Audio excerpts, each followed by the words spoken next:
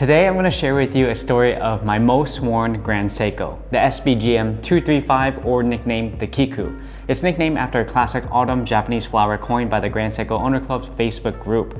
And it's been such a significant piece into my collection, and now after 3 years of wearing it non-stop, I'm finally ready to do a review of it, so let's just get straight into it.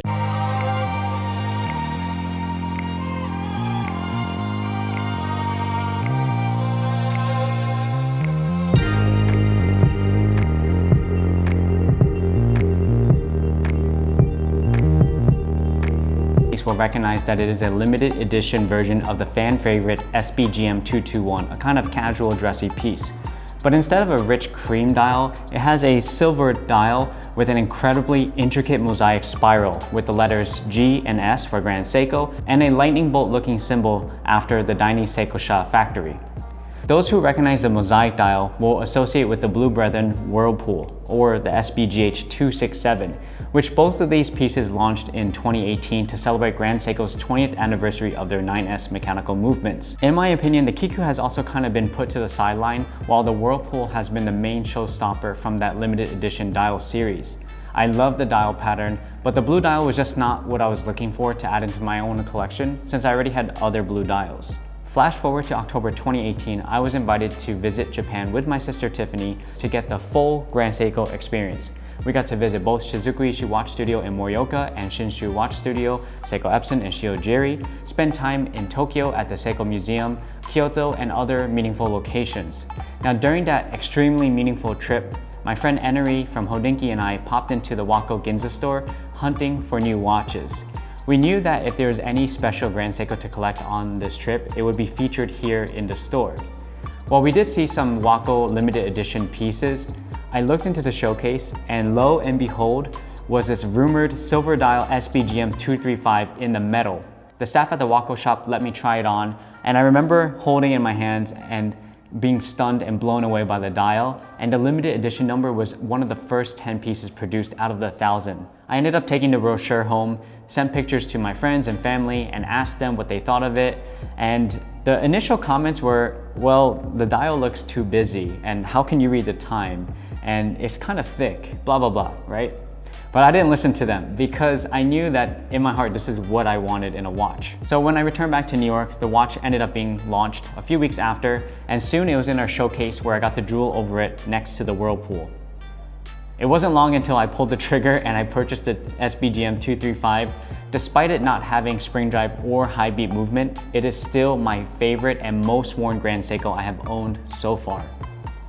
Dimensions wise, it is the same Zaratsu finished stainless steel case of the SBGM221. So it is a 39.5mm case with a thickness of 13.7mm and a lug to lug of 46.5mm with a water resistance of 3 bar.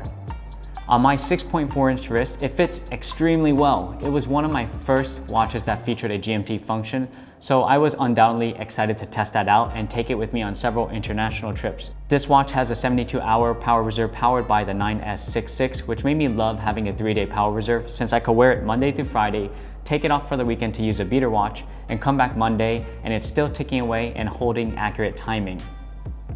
The dial of this watch has an incredibly intricate mosaic pattern, which is still stunning to look at. It has high polished Zaratsu finish on the applied hours, markers, hands, and date window. The date window also matches the perfect shade of that silvery gray, so everything in the watch feels very clean with a more monochromatic look with some blue. The GMT function is read by using that inner 24-hour scale marked in blue that matches that short stub tempered blue GMT hand, a detail that Grand Seiko usually does for their seconds hands, which ensures the color of the hand will forever stay blue. With everything being Zaratsu polished in the dial, I can always catch sparkles of light bouncing off that ticking seconds. Now the entire case of this watch is all Zaratsu finished, which has this distortion-free mirror-like finish. I can literally see myself in the watch, and many times when I'm checking the minute hand to see the time, I can actually see my nose staring right back at me. After 3 years of constant wear and banging my bezel on watch showcases, it actually holds up extremely well. Yeah, one of the most questions I get asked is how well does Zaratsu last over time? And to be honest, from a distance, you can't even tell that my bezel or my case is scratched up. And when I post photos of my watch, I don't hide any scratches or wear, it just looks that way. So yes, Zaratsu polishing can hold up well over time. Of course, up close is where you can see my scratches and marks over time, but you gotta remember that this is a malleable piece of polished stainless steel strapped to my wrist for 12 hours of the day, and no matter how careful I am gonna be with it, it's gonna pick up some nicks and dings here and there.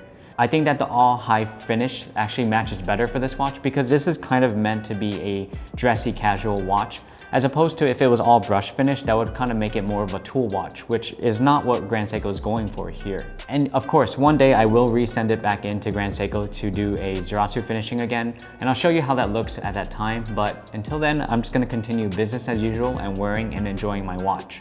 So originally when this watch launched, it came with two crocodile straps, one in navy blue and one like white snakeskin looking one, both to be used with a steel folding buckle. To be honest, I never even wore it on the white strap because the color combo just never did it for me. Although it is kind of cool as a strap, it just didn't really match my skin tone very well. So usually I would have worn it on the blue strap, but I did have an issue. I always felt like the watch felt too bulky with the clasp. But instead of giving up on the watch entirely because of that strap, I just found a way around it and made it my own. In one of my conversations with a high-ranking member from Grand Seiko, they mentioned to me that there is an unorthodox method to modify the folding clasp into a pin buckle just by removing some components. So that sentence blew my mind, and that's exactly what I did when I got home that night. So who knew that this small folding buckle aspect could be repurposed without having to Frankenstein anything or even order a new buckle? You can just use the existing components. Currently, my favorite way to wear this watch is actually either on some leather straps, such as this gray suede nubuck strap from Deluxe, or this all brushed stainless steel bracelet from Grand Seiko. Take a second to talk about this bracelet for a minute, because as you know, this watch did not originally come with a bracelet. Basically, after I got this watch, I was so in love with it and I wanted to use it and wear it for everything, but I didn't want to keep wearing it on leather straps. So I wanted something that's more practical for day to day, like a bracelet. So being a Grand Seiko nerd, I went to Google and I typed in any reference starting with SBGM0 because the code SBGM denotes a 9S automatic 72-hour power reserve GMT, while the number 0 at that time denoted that it was a double logo Grand Seiko, or what we know as Seiko Grand Seiko on the dial.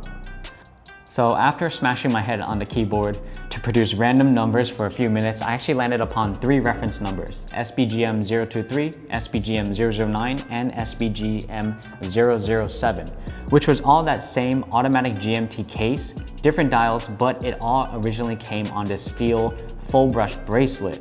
Once I saw those 3 references, it was already confirmed that a bracelet could be attached to this and sit flush to the case.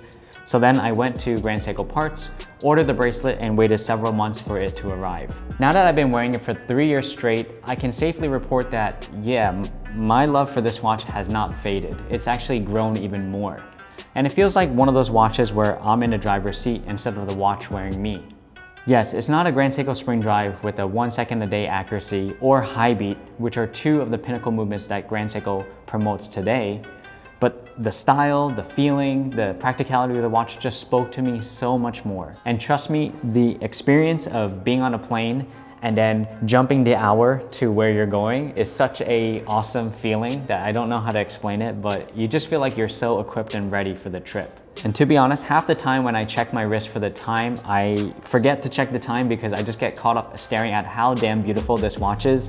And to me, it's still insane that this watch was only $5,000 when it launched. This is one of those underdog pieces. And part of what made me want to get a GMT watch is, on Instagram, you always see people posting their Rolex Explorer 2 Polar 16570, which looks so good on different straps. And I always wanted to have like a white dial GMT anyways. But when this Grand Seiko had come out, it just made so much more sense, because it's kind of a more modern take on the Traveler as opposed to like an Explorer. So aside from the 3-bar water resistance, a lot of the things I mentioned actually got improved on with this year's new seasons collection, the SBGJ249, or nicknamed the Show. It's a high beat GMT with a silvery dial texture, kind of similar to what the Kiku is, but now representing the calm waters during summer. And it comes with an upgraded bracelet with brush and high polish finishing and improved movement, so now you get a high beat instead of the 72-hour 9S66. And now they have a clear case back, so now you can see the movement that's not obscured. While the SBGJ249 stands as a welcome, improved version of my SBGM235 and is now available in our store Carrot & Co., an authorized retailer for Grand Seiko, I still would not give up this Kiku watch just because I bonded with it too much, and I like the journey I've had to go through with it because it taught me a lot about collecting watches, and I could never trade that experience with something else that's tangible. And I can safely say that after owning several Grand Seiko in spring drive, high beat, vintage, and modern, that this SBGM235 hands down has been my #1 choice. Thanks so much for checking out this video and listening to me ramble on about my Grand Seiko again. If you're new here, please, I appreciate it if you would subscribe to my channel and leave your comments below on if you have any watches that you've also bonded with in the same way I have. It's been a minute and I can't wait to see you all next time. Bye bye.